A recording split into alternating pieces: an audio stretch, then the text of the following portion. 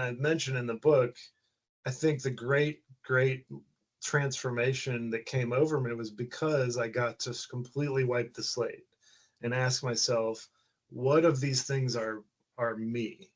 Mm-hmm. What of these things are my actual self, my actual reaction, as opposed to what a complex web of relationships expects of me based on past experiences, right?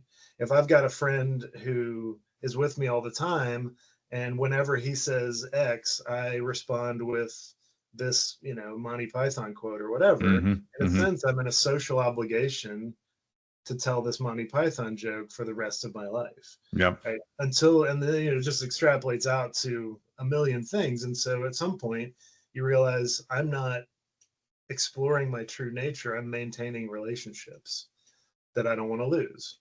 And so the virtue of letting yourself go completely naked into the wilderness is figuring out while you're out there, what was I carrying and what is actually me that carries it?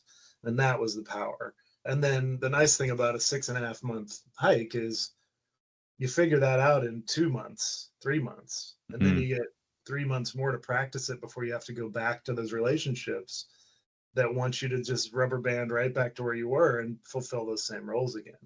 So you get to really practice and say, no, no, no, no, this is me.